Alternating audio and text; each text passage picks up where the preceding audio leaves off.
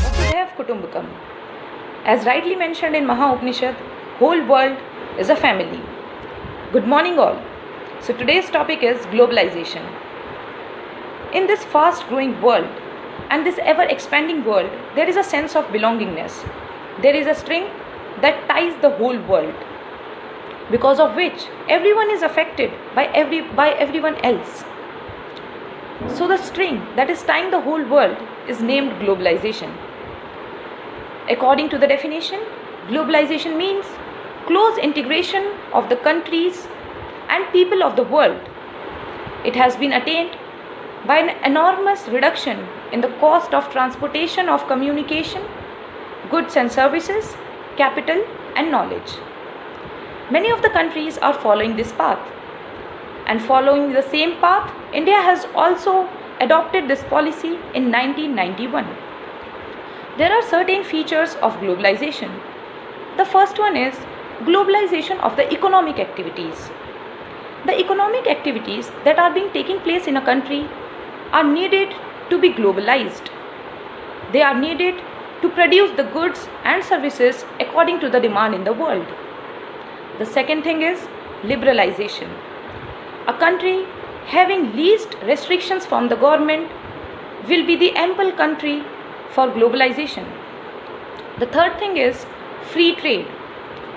The taxes that are being imposed on the imports and exports of the goods and services needs to be reduced so that people of the country were able to move throughout the borders, to move across the borders. Now, moving forward, why all the countries are in a race to participate in globalization? What are the advantages of globalization? The first and the foremost advantage is that globalization will expose you to the international markets. Once you are exposed to the international market, the competition increases. There is a sense that the competition is tough, because of which the quality of goods will increase.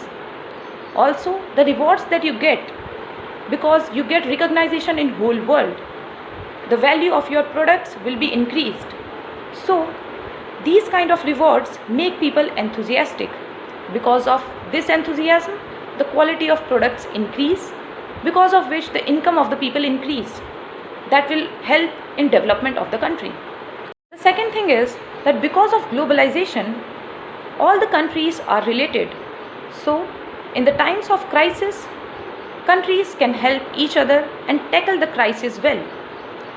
The third thing is, as we all know, the demand in world is ever increasing, because of which there will be a need of increase in production, and that will ultimately lead to the increase in employment, which will lead to the removal of poverty and increase the status of living in the country. Now, moving towards the disadvantage of the globalization, because the list of advantages is quite long, but we have to see the other side of this process also.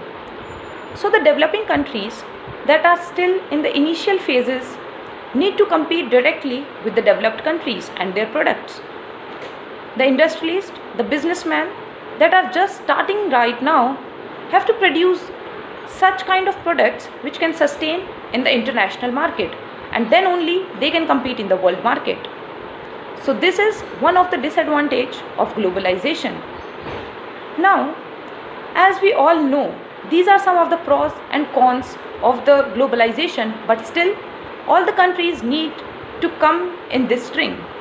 All the countries are trying to be a part of this globalization and to create a borderless world. This will also lead to the holistic development, because the countries will be considerate of each other's demands, of each other's supplies. This will also fulfill the motto of developing together and will make Earth a better place to live and enjoy. Thank you.